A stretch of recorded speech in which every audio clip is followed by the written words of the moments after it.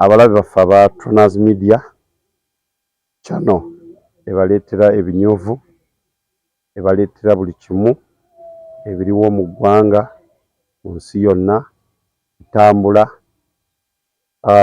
Tugguse n'olwaleero amannya Tronaz yaliwo olwaleero nga tugguse n'omukyala abaddemu n'obuzibuzibu abadde mu mawulire. Abasinga mwamulabako ku TV n'awalala. Omukyala oyo yafuna obuzibu ne pasita omu, naye sijja mwogerera bingi naye waali. Maama amannya go weeyanjulire abalabi ba Tronaz Media. Abooluganda Yesu yeebazibwe. Amannya gange nja kusasira Esther, omukyala mulokole mubuulizi wa njiri. Neebaza Mukama byonna ebyantuukako. Mukama buli kimu akireeta olw'ekigendererwa, okubaako abalala bekiyigiriza n'okubaako abalala bekiyambako obutakigwamu, kubanga Bayibuli egamba buli kimu kijja olw'obulungi. So neebaza Mukama mu byonna byempiseemu, neebaza Mukama kubanga asigala mulungi. Kituufu nnyo okwebaza Mukama kubanga tewali kibaawo nga ddala Mukama tayagadde. Buli kimu oluusi kibeerawo n'olw'ensonga. Kiyinza okuba kiyigiriza mmwe abali eyo abalabi baffe, kiyinza okuba kiyigiriza oba nze ali naye essaawa zino. Mukyala Esther, olwaleero twandiyagadde abalabi baffe, abalabi ba Tronaz Media bategeere ensonga enkulu. Kyatandika kitya, byatandikirawa, byaba bitya, kiki ky'oweetaaga, oyagala ki essaawa zino, tusobole okuba tulabe nga bwe tutambula mu maaso. Abalabi ba Tronaz Media ng'omutesesi wabagambye, nzize okubanyumiza olugendo lwange luno okutandika obulamu bwange okukyankalana. Ndi mukyala alina abaana 4 essaawa zino. Omukulu alina emyaka 16, asembayo alina emyaka 16. Omukulu alina emyaka 16, asembayo alina emyaka 6. Nga natandika okuba nga nasiŋŋaana pasita ono nga twakava mu COVID awo, ng'agenda asabira abantu mu mayumba gaabwe, nga yeeyita prophet naye nga kwegamba ng'akugamba ebintu nga tobimugambye. Nolowooza is a true prophet of God kubanga yangambanga nalabanga nga aprofesayinga ku bantu. Ndi mukyala aludde mu bulokole okuva we nazaalibwa. Bazadde bange baali baweereza, mama pasita, tata pasita, right now baawummula baafa. Kati nenkula ng'ekintu kino kyannyingira nnyo ekyokubeera kyakigalo, nga namannyira obulamu bw'ekkanisa nga mbwagala nnyo, okubuulira enjiri, okuyimba mu kkanisa, it is part of me, era tosobola binzijamu. Nensanga omwami ono nga twakava mu COVID, kati yagenda okunsanga nga ndi muntu abeera ewaka nga sina byenkola. Kati ne bawawo omukwano wange n'aŋŋamba jja tugende tusabireko wali ewa mama gundi, waliwo pasita azzeewo, tugende tusabeko ku lunch hour.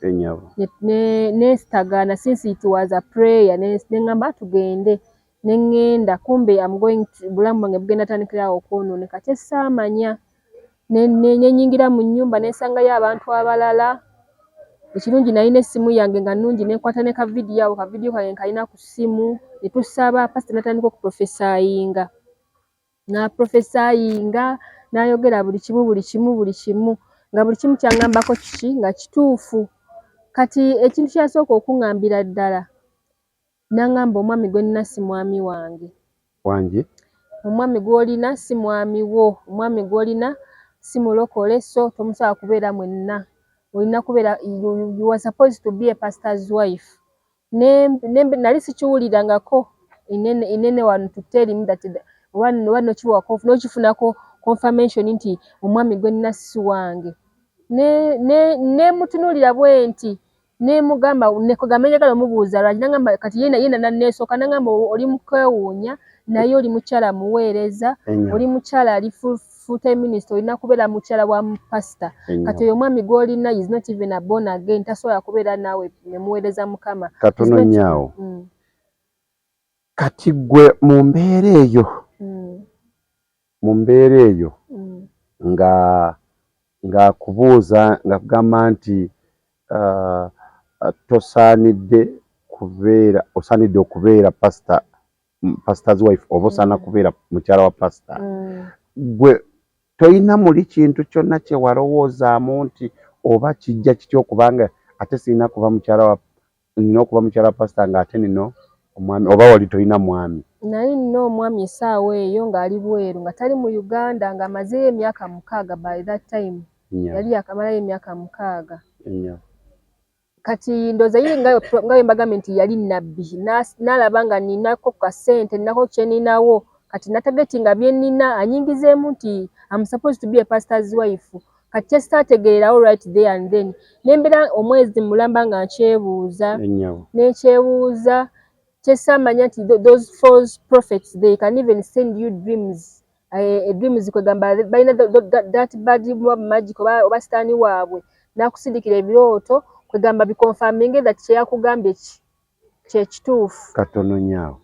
Ky'ogamba Esther ng'oweebase mu kiseera ekyo wafuna ekirooto ng'ekikukwasaganya ne pastor. Nafunako two dreams ne waluna bakkiriza ba ne babifuna. Kati naye ne mugamba n'agamba yeah, we are going to serve God. Kumbe those false prophets babako naga amanya ag'ekizikiza ge bakozesa kugamba okubuuzaabuuza okumanipulating obwongo bwo so that you accept kyabakoze eki kyabakugambye, kubanga nakati discovering recently waneeno nga kwegamba ensonga zimaze kusajjuka nitandika okumanya nti ebirooto biri bye babikusindikira, kubanga n'abaana bonna babadde akozesa mu kanisa nga bagamba nange nafuna kitobwe kiti, nange nafuna kitobwe kiti. Kati that was the work of the devil. Yali nkola ya sitaani kyesaamanyirawo nti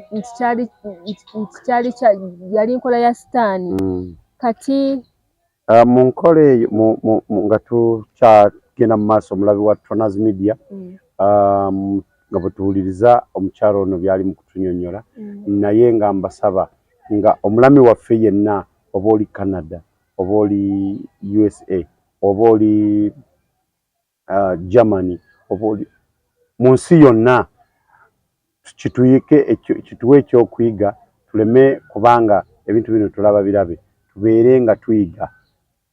Ate tubasaba tweyama tujja kubaleetera ensonga zonna eziri mu ggwanga, sobole okubanga buli omu ekyokuyiga afunemu kyayiga, si kulaba bulabi nga tofunamu kyokuyiga. Tugende mu maaso. Kakati n'abaana balawo nga bato bw'abagamba bw'oli wajja mu kansolingi bw'aba amwegombye, ekyo kyasooka omugamba nze kyesaategeerawo nalwawo kitegeera. Kati n'okugetinga in touch ntandika okubeera nga abaagalana nalwawo nga netegereza omuntu gwe ndi naye gwe ndaba aweereza Mukama naye nga ebintu bye nga sinaba bitegeera bulungi, naye nkwegamba nga nina confirmation ze ndaba naye kati bino if it is true kati kwegamba nalwawo nabeera confused mu mutwe. Omwami wange n'aŋŋamba that man ogw'okwataganye naye agenda kwonoonera obulamu. Kyesaategeera nti mwami wange kyera aŋŋamba kituufu, era mwami wange namwetondera kuba yagaana okunsonyiwa, naye kwegamba yaŋŋambirawo naye kugamba serious since that money yali amaze okumanipulating obwongo katono nnyo sikyamuwuliriza mu mbeera z'abantu omwami togamba nti akyaganya okusonyiwa nze mmanyi nti mu through Toners Media ajja kusonyiwa era kyemmanya kwali atulaba ajja kwekuba mutima akusonyiwe naye of course olulala owulirizanga omuntu waba akugambye nga ye omwami abeera nga ye mukamaawo muwulirizanga n'omugamba nti n'owuliriza nti ensonga gy'ayogedde. Okay, mulabi wa Toners Media kijja gamba nti omwami tanakusonyiwa nze nkimanyi nti ajja kukusonyiwa through Toners Media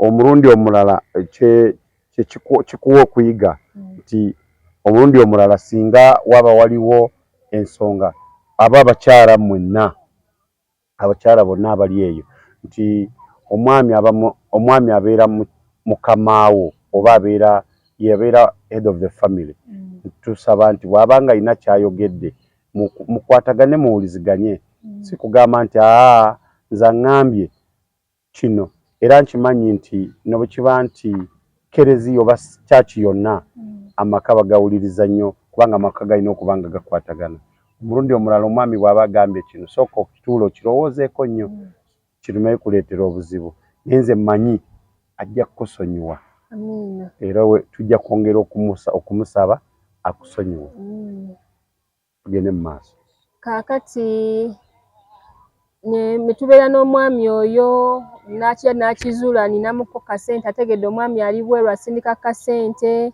n'ategeera nti nno ninawo ne ku ttaka kugamba nga ategedde anoonyereza nti kikati ono omuntu gwenkwataganye naye kugamba kubanga namusanga omwami oyo pasita nga is in a bad condition ng'ali mu mbeera mbi kati ndowooza n'ankozesa that what okunfunamu byakola ki byaganye besaategererawo kati ne tutambula n'atuuka n'ategeera nti nina ettaka nina poloti n'aŋŋamba bwe nga tugenda kubeera bafumbo ffenna waki tetuteeka kuno obuweereza ne tulema kuba nga tupangisa kati since ettaka eryo naligula mu ssente nga omwami wampeerezayo ku ssente 20,000 nenterekako 5,000 naligula mu ngeri ya kweyiiya bwentyo nga nfissa nenkola ki nendigula kati nenzikiriza kubanga kwali tekuliiko kintu ate yansanga nga kwegamba njagala nnyo ebya Katonda nga sisobola kwegamba nga mpulira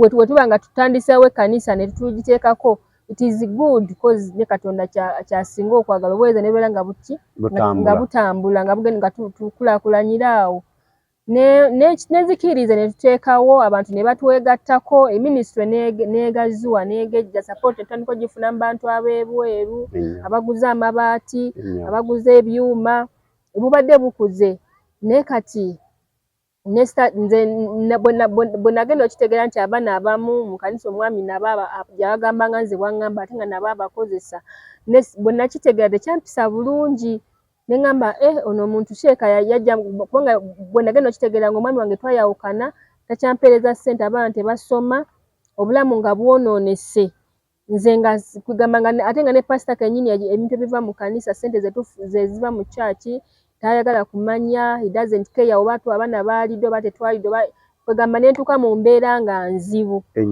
kati later bwe na finding out that ono false prophet yali anoonyamu byange nga kwegamba is not about kuweereza bula ng'ayagala ssente ze yali amategedde nti omwami wange asindikira ssente nenkola ki nembeerawo nga nsaba Mukama namala weeks 3 katono nnyo nga tukyali ku mukutu oguleetera abantu ebyokuyiga embeera zonna ezibeerawo mu nsi yonna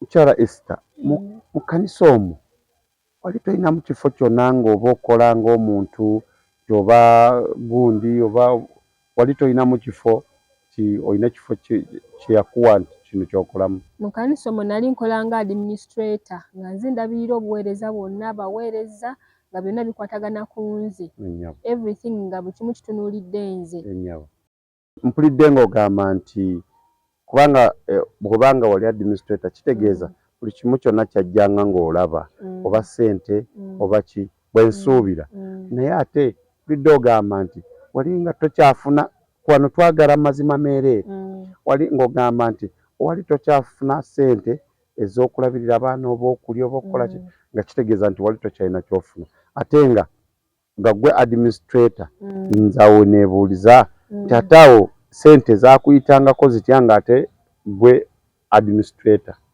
sente bwe yamanyanga nti sente zizze ng'azinzijjako kati since is a prophet nga tosobola ziremera nga nina that fear nga kwegamba nange ntya nga kwegamba nga sisobola kusalawo nti kati zino zange zino za pastor nga era nga zonna wenzifunye wezizze nga bwenzikwata nenzimuwa ye bw'aba yagadde nampa bw'aba tayagadde n'azitwala zonna naye nga bwekito bwe kyali sente zajjanga naye nga byanama nagamba sente zo nga bye bazikuwadde zikwata ozikole ki ozimpe nenzikwata nenzimuwa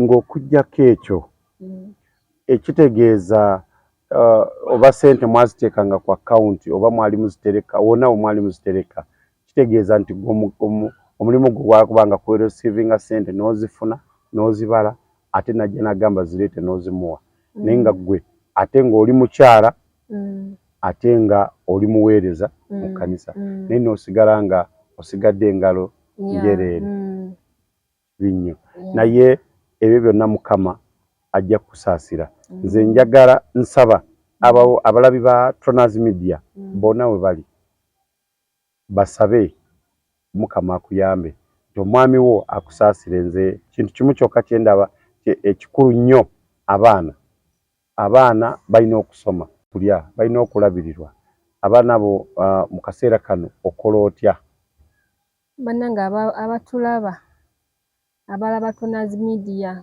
mbadde nsaba munsaasire munnyambe nakola ensobi ennene nenyonoona kwegamba nenva ku muntu eyali antegeera ng'olwo pastor ono yeeyita prophet nanyonoonera kwegamba omuntu eyali antegedde amanyi in and out nanvaako kati naye n'omwami nandeka abaana tebasoma rent siyina kati kubanga mbadde siyina nabadde mpangisa nga sinaba kuva muzigo right now abaana tebasomye tamu eri yonna tebagisomye netandika sigenda simanyi wengenda kujja ssente orenti kulya abaana they are 4 kwegamba bana aba Tronaz Media bonna abali eyo bana yemusaba kunnyamba kubanga ndi mukyala talina mama talina taata awo wennyini abalabi ba Tronaz Media tubasaba muyambe omukyalo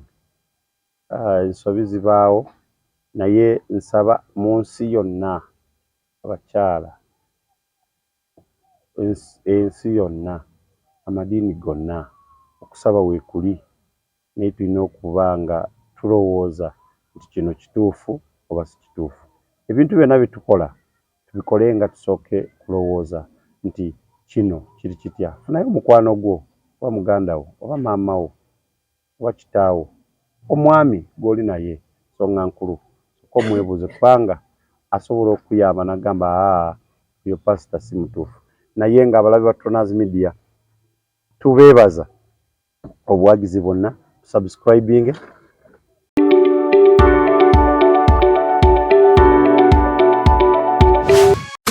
nga 16/2023 Kenon Hotel Mengo yakuyuguma kigenda kutukuta sikisaanikire nga baana balenzi abayimbi b'eggwanga Sendege Mamadibyayi omugaga Sende ne munne Munnabuddulu Kenge Sharif basabukulula video y'oluyimba lwabwe Ndya Zange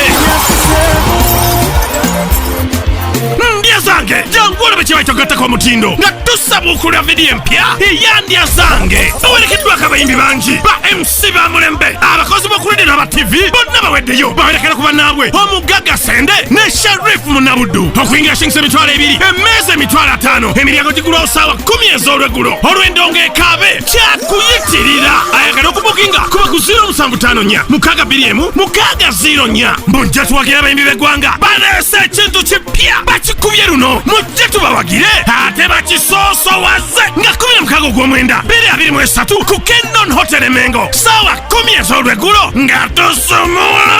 Bawagiddwa CBS FM ne BBS telefayine yaffe. City View Gardens Nsaba Bujoko ekifo ekyomulembe omuntu wosaanidde okuwummulira. City View Gardens tulina restaurant and bar ebisulo ebiwummulirwamu. Gardens ennungi ez'omulembe tulina sauna, steam bath, gym, tukola ne massage, tupangisa obutebe n'emmeeza, tukola ne cakes eza buli kika. Tusangibwa Nsaba Bujoko ku kyekawoko okulira na kereziya y'e Bujoko. Twetaaze tukubire ku nooti 784 27 22 36 oba nooti 755 5 4 City View Gardens Nsaba Bujoko. Tronazmat Store bakafulu mu kutunda emifaliso bakuleetedde emifaliso egy'omulembe egiriko eragala mufaliso gwa ssomero omugongo ogukuluma jangu mu Tronazmat Store tutunda emifaliso okuva ku inchi 2 n'ekitundu okutuukira ddala ku inchi 8 ku 12 tutunda piro blanketi amasuuka n'ebipiira ebyambaza ku mifaliso biyite bimakintosh beeyi entono. Tusangibwa Nansana Hoima Road opposite Ivory ku Mayembe. Okumanya ebisingawo tukubire ku nooti 772 275 Nsanvu Tronazmat Store bakafulu mu mifaliso.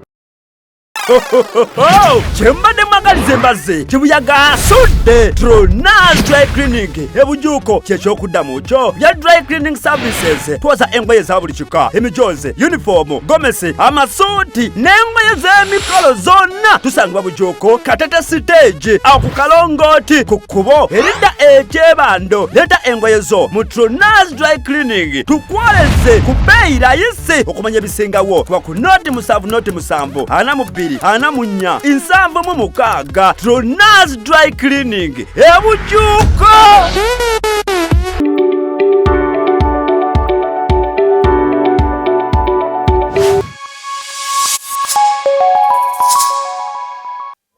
Mulabi wa Tronaz Media tukomyewo tukyali n'omukyala yafuna obuzibu nga bwe nabanyonyodde naye asaba buyambi. Asaba yenna ali eyo okuyita ayise wano mu Tronaz Media abantu balabi ba Tronaz Media asaba buyambi mutaase ate mwongere omusabira omukama amusasi n'omwami we okumusonyiwa. Kituufu yakola ensobi naye eyo ensobi teyatta muntu. Taata asaasira abaana kubanga abaana balina okusoma. Ffe ku Tronaz Media tukuba ne tugumiza naye tuba twagala nti omuntu afune ekyo kyasaanidde okufuna. Ffe tetuli Katonda nti tulina osala omusango. Ffe tusaba busabi twongere kubanga abantu bakwatagana. Tronaz Media tugamba nti subscribinga, followinga, sharinga wamu n'okulikinga. Tukomyewo mukyala Esther. Twakomyawo nga ogamba nti oli wali okyali mu kupangisa era oli mu kupangisa ate nga ennyumba eba yakusasula. Kakati ffe wali ku ploti yo eyo pastor yavaako. Kati gwe kiki kirowoozo ki kyoyina mu kiwandiyagadde okukolera? Bajinziriza nebaza RDC w'e Nansana bambi omwami oyo yannyamba nnyo ofuna poloti yange kubanga singa teyali RDC nali sijja gifuna. Oyo omwami yali amaze kubanga yanzibako ssente yanzibako kugamba yamalira obudde bungi nene poloti eyo mukama yannyamba RDC n'abiyingiramu mangu nnyo. RDC bambi mukama akuwa omukisa musajja gwe toli mulokole oli musiraamu naye nyongera okwebaza Katonda akuwa obulamu olabe bazzukulu n'abazzukulu kati nyiza osaba mukama okuwa. Webale kunnya kuba mwerufu n'onnyamba nga tetwayita omumanyi. Yebale kuba muzadde. Yebale kuba muzadde. Epoloti eyo ngiyina yanziriza ebiwandiiko byayo mbiyina byonna. Badde nsaba kuteekako obulumuzi 2 mberewo n'abaana bange abo. Saba abalabi ba Tronaz Media kyoyagala. Aleba Tonazi Media mwenna abali mu ggwanga lino n'abali mu nsize wabweru bambi munyambe. Teekawo obulumuzi bubiri nkulizeewo abaana bange kubanga ababiri bawala ate be bakulu. Mbadde nsaba munyambe munyambe nteekewo obulumuzi bubiri nkulizeewo abaana bange nfuneko n'ekyokkola kubanga bakyasoma. Munyambe. Esther wagambye nti omukulu alina emyaka emeka? Alina 16. Ali mu kyakumeka? Ali mu S3. Senior 3 kati tasoma. Kati tasoma. Essaawa zino tasoma. Tasoma. Ebibuuzo nga bisembedde. Tasoma.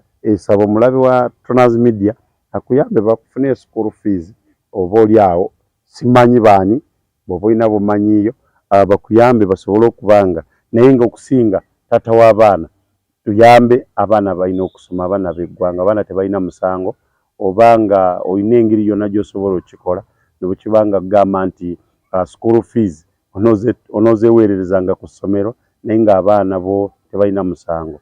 Omwana wa ggwanga oyo oyinza okuba pulezidenti w'enki, vice president, prime minister, nti abakyala be batufuga kati. Kakati mu mbeera eyo nange nyongera okubanga nga Tonazi Media tubongera okusaba taata saasira Esther yongera okusaba taata w'abaana akusaasire akusonyiwe kubanga ekyo kyajja naye ng'abaana kyensonga enkulu. Genda mu maaso. Kankuyite Dadi Asafu bambi nkwegayiridde n'obwombeefu obungi nsaba onsonyiwe kubanga waŋŋamba buli kimu naye nga sisobola kuwuliriza. Bambi nsaba onsonyiwe Mukama akuwa ekisa onsonyiwe kubanga nagwa mu nsobi gye nnejjusa kati naye nsaba onsonyiwe taata w'abaana bambi onziriremu onnyambe onsonyiwe ompe omukisa omulala onsonyiwe kubanga nakola ensobi. Bambi nsaba onsonyiwe siriddamu kutakuwuliriza. Nsaba onnyambe onsonyiwe onnyambe bambi abaana badde ku ssomero tuddemu tukwatagane. Tulabye Madamu Esther tulabye ku plot eyo. Tulabye nti waliwo eside eno waliyo toilet. Toilet eyo ya mu plot omwo oba yo ya muntu mulala? Plot ye yabadde ekalanga ekkanisa. Toilet yange. Toilet erimu plot eyo. Si ya mulala. Toilet erimu plot yange. Then kiba kitegeeza nti kyosinga okubanga weetaaga essaawa zino nti olw'okuba nti kabuyonjo waali kiba kitegeeza nti kyosinga okwagala kati nti n'oba oteekako ruumu 2 osobole okukola ki kukulizaawo abaana bo. Omulabi wa Tonazi Media ebyo ensonga zetujja kubanga tubanoonyeza okuba nti tufunamu ekyokuyiga buli kaseera nti okuyiga tekuggwaayo. N'obwabeera wa PhD akakantu akalaba n'agamba bulijjo simanyi naye nga abakyala ekyo eggwanga lyonna ensi yonna abakyala mbakubiriza nti omwami bw'akugambanga ensonga gitwale ng'ekikulu ate fuba nnyo ng'abafumbo omwami n'omukyala okubanga buli omu yeebuuza ku munne asobole okubanga mugende okukola ekintu nga mulaba nti kiki togwa mu nsobi n'otuuka ate enkya n'ogamba maama ate saamanya naye ng'ate ng'omuntu yakola ki yakubuulirira. Taata omuntu bw'ategeera nti ensonga ye asonyiyibwa naye omuntu omu abeera omuzibu obutategeera nsobi ye naye nze mmanyi nti Esther essaawa zino ategedde ensobi ye watuukidde okujja ku Tonazi Media nagamba naaye mwongere nange Tonazi Media mwongere okunsabirako nammwe abawuliriza mwenna kitegeeza ensobi ye agitegedde. Nze wensabira awo nti taata yongera okwekuba mu mutima olowooze ku baana ab'eggwanga. Abaana balina okusoma. Ffenna tetwaliyo era ffenna tumunenya naye yategedde ensobi ye. Essaawa zino osaana osonyiwe owekube mu mutima nti taamu eno eweddeko naye taamu eddako abaana balina okusoma. Ffe tujja kukomawo twetegereze oba kintu kino kivuddemu ebibala oba nedda. Olina ekirala kyoyongerezaako awo? Kyenyongerezaako waliwo omukyala yanvumye nnyo bamuyita Fifi yanvumye n'ayogera ebigambo bingi bane bakyala bannange tuleme kukanjino kankyogere nze wamuyendeka w'emyaka 6 naye nali siyendangako ge mazima matuufu fere n'omwami wange yaŋŋamba w'oliyenda nja kitegeera naye kwegamba nakemebwa it was kukemebwa nga omuntu yenna bw'akemebwa naye bambi omukyala oyo yansense budde nnyo tukugamba nga tayagala ddala mwami wange kunsonyiwa mukyala Fifi wonna w'oli oli mukyala olina omwana omuwala owa abaana abawala kino ekintu kisobola okutuuka ku muwala wo inene weya inene wati kubanga Bayibuli etugaana obutasala misango kyovula Bayibuli etugaana osala emisango kubanga tomanyi gw'osalira musango gusala naye gw'oyimiridde otya bambi Fifi nsaba okyuseemu ku njogerayo kubanga oli omwami tomanyi gye twava naye otuuka ogambe talina kunsonyiwa kubanga Bayibuli etugamba ffenna tusonyiwagane ne Mukama waffe ow'omugulu ajja kukola ki ajja tusonyiwa nsaba Fifi bambi okyuseemu saakola musango nti nno nali ngwagala gukola naye lwakuba nali ndudde omwami wange nga sikola ki nga simulaba ate nange nali muntu naye bambi kyusaamu n'ekirala abakyala bannange abaagala ennyo ekkanisa tubeeko ne wetukoma tubeeko ne wetukoma nnyo ku basumba abo kasita musumba abanga is not married musumba nga talina mukyala talina baana ate nga musumba na muvubuka sometimes babeera banoonya ssente. Madamu Esther ogambye omusumba oyo yali akufudde mukyala wo ate ogambye nti omusumba oyo endiga zonna enkyala abawala abato bonna nga yali nga abaze kiba kitegeeza nti oba oli awo nze ngenda agamba bwe nti oba kiba kikula kya muntu naye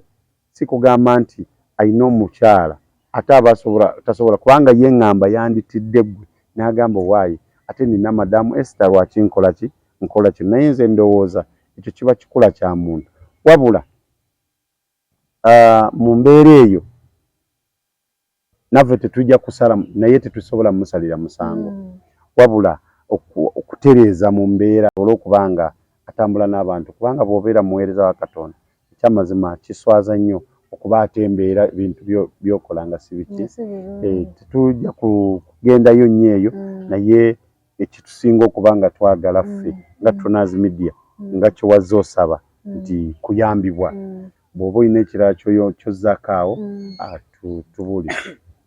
Nja kusembayo era nga nsaba obuyambi naye kati nekino nze ensobi gye nagwamu mbadde saagala abakazi bannange abalala bagigwemu oba olina omwami wo ng'akugaana osaba overnight tomutenguwa ng'akugaana okubeera kwegamba ng'akuwa ebiragiro ng'omwami wo tomutenguwa beera yaba kwegamba Mukama oluusi nabo abakozesa oleme gwa mu nsobi gw'omukyala kubanga ffe Mukama yatujja mu mbiriizi zaabwe kati tubawulirize nnyo abaami baffe kwegamba omwami wo abeera Katonda wo sometimes wadde gw'oba olowooza nti otegeera kati ebiseera ebisinga omwami wo abeera Katonda wo mu ngeri emu oba endala bambi tukyuseemu abakyala abalokole tubeera nnyo ku kanisa ne twerabira amaka gaffe tukyuseemu.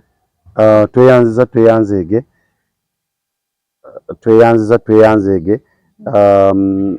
tubadde tukyali ne Madamu Esther naye nga nze nyongera okubasaba nti mu maka okuwuliriziganya ekisinga obukulu bw'oba nga tewaliiwo kuwuliziganya wadde oli ng'ali ebweru nga gw'oli wano wadde nga mubeera mwenna mukomawo waka nga tewaliwo kuwuliziganya eyo ebeera nsobi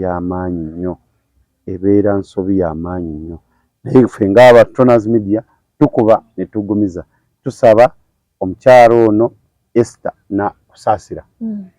kusaasira okusaba kwe mu kuwulirize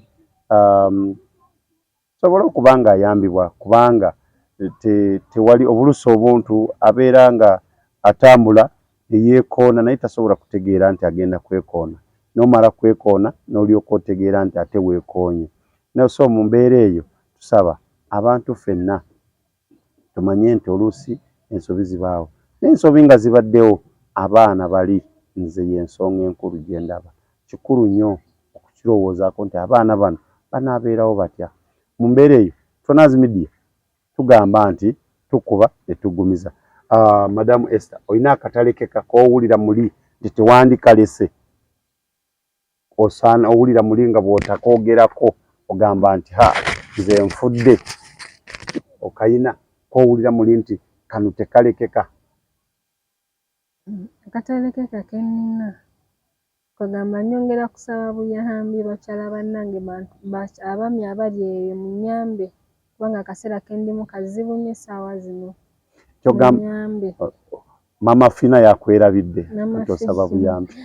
Mama Fina munyambe, Mama Fina bambi nyamba ntekewo kalubulumuzi bubiri ndabirira abaana bange bapasitors abali eyo, bapasita Ssenyonga, bapasita Serwadda, bapasitors abali eyo bambi, bapasita Bugembe, munyambe kubanga buno obuzibu nabufunira mu kkanisa.